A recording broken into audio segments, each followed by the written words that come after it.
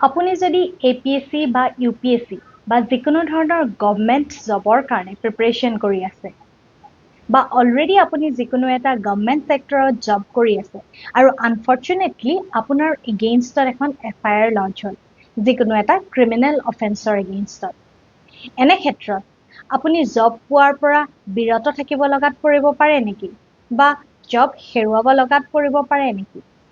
আজি তাৰ বিষয়ে সহজভাৱে আলোচনা কৰোঁ আহক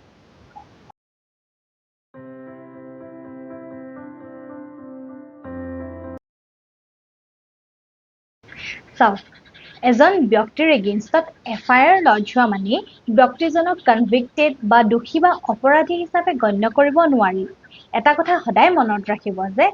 FIR হৈছে যিকোনো এটা ট্ৰায়েলৰ এটা ফাৰ্ষ্ট ষ্টেপহে Mandeep Kaur versus Canara bank and others এই কেছত কানাড়া বেংকে কি কৰিছিল যে মনদীপ কৌৰৰ যি এপইণ্টমেণ্ট লেটাৰ আছিল তাক কেনচেল কৰিছিল জাষ্ট বিকজ হাৰিয়ানা হাইকোৰ্টত মনদীপ কৌৰৰ এগেইনষ্টত এখন পেণ্ডিং FIR আছিল কিন্তু সেই কেছত তেওঁ কনভিক্টেড নাছিল এইটো কেছৰ জাজমেণ্টত অনাৰেবল জাষ্টিছ ৰাজবীৰ সেহৰাৱতে এই বুলি ডিক্লেয়াৰ দিছিল যে mere registration of a criminal case against a candidate can never be a ground for denying the right of a candidate to participate in a recruitment process. আৰু এনে ক্ষেত্ৰত landmark cash অৱতাৰ Singh versus union of ইণ্ডিয়াৰ কেছত supreme কোৰ্টে কিছুমান guideline দি ৰাখিছে regarding the recruitment of a candidate against whom a case is pending আপোনালোকে মন কৰিছেনে আমি ফৰ্ম ফিল আপ কৰোঁতে মেক্সিমাম ফৰ্মত এটা অপশ্যন থাকে যে আপুনি আগতে যিকোনো কেছৰ কাৰণে কনভিক্টেড আছিল নেকি বা আপোনাৰ এগেইনষ্টত যিকোনো ধৰণৰ কেছ পেণ্ডিং হৈ আছে নেকি বা আপুনি আগতে জেল খাটিব লগা হৈছিল নেকি সো এনেকুৱা ক্ষেত্ৰত কি হয় আমাৰ ফাৰ্ষ্ট ৰেছপন্সিবিলিটি এয়াই যে ফৰ্মখনত তাক ডিছক্লোজ কৰাটো অৰ্থাৎ ফৰ্মখনত তাক উল্লেখ কৰাটো Recently, on 4th of October 2023, Karnataka High Court Sri Narayan Jamadar versus Karnataka State Police Department কেছত এইটো ক্লিয়াৰ কৰে যে যদি কোনো ক্যান্ডিডেটে এনেকুৱা যিকোনো তথ্য লুকুৱাই বা তাক ডিসক্লোজ নকৰে তেতিয়াহলে তেওঁৰ ক্যান্ডিডেটছৰ কেনসেল কৰাত ডিপাৰ্টমেণ্টক কোনেও বাধা দিব নোৱাৰে কিন্তু কিছুমান পেটি অফেন্সেস লাইক স্লোগান দিয়া সাউটিং কৰা এইবোৰত কিন্তু তেনে কোনো বাধা নিষেধ নাই কিন্তু মনত ৰাখিব পেটি অফেন্সেসৰ কাৰণেহে নাই মাৰ্ডাৰ ৰেপ ৰবাৰী এনে ক্ষেত্ৰত কি হয় যদি FIR লজ হয় তাত আপুনি দোষী সাব্যস্ত নহলেও কিন্তু আপোনাক বা ক্যান্ডিডেটজনৰ ডিপাৰ্টমেন্টে এপ্লিকেশন ৰিজেক্ট কৰিবও পাৰে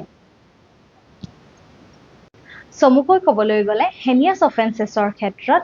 all the matters come before the court of the employers it is totally a discretion of the employerজনৰ ওপৰত বা employer সকলৰ ওপৰত নিৰ্ভৰ কৰিব যে সেই ক্যান্ডিডেটজনক এপইন্টমেন্ট দিয়া উচিত নে অনুচিত কিন্তু তাৰ আগতে তেওঁলোকে কি কৰিব এটা প্ৰিলিমিনাৰী ইনকুৱাৰী বা এটা ডিপাৰ্টমেন্টেল ইনকুৱাৰী তেওঁলোকৰ মাজতে বহাব আৰু তাৰ পাছতহে তাক ডিসাইড কৰিব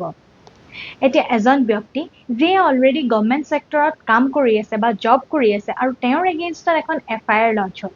এনে ক্ষেত্ৰত কি কৰিব তেওঁক ডাইৰেক্টলি চাকৰিৰ পৰা বা জবৰ পৰা তেওঁক ৰিমুভ কৰি দিব নেকি নে তেওঁ সেই জবটো কন্টিনিউ কৰি থাকিব পাৰিব এনে ক্ষেত্ৰতো কি হ'ব সেই ডিপাৰ্টমেন্টত এমপ্লয়াৰ্ছ সকলে তেওঁলোকৰ এটা প্ৰিলিমিনাৰী ইনকুৱাৰী চলাব আৰু তেওঁলোকে যদি ভাবে যে নাই তেওঁক এটা সেকেন্ড চান্স দিয়া উচিত তেতিয়াহলে তেওঁক ৰাখিব পাৰে আৰু যদি ভাবে নাই তেখেতক ৰিমুভ কৰাই উচিত তেতিয়াহলে তেখেতক ৰিমুভ কৰিব পাৰে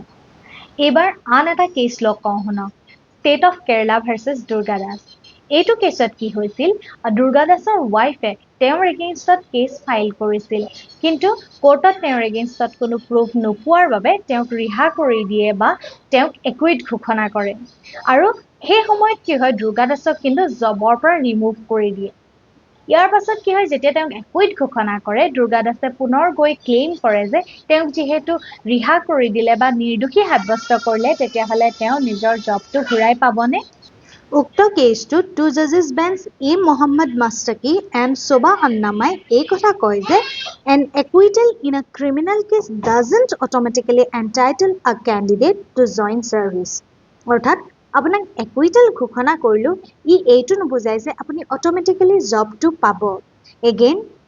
এমপ্লয়াৰ সকলৰ ডিসক্ৰিপশনত আহি যায় কিন্তু আপুনি বা হে ক্যান্ডিডেট জনে বা হে এমপ্লয়ি জনে তাক ক্লেইম কৰিব নোৱাৰিব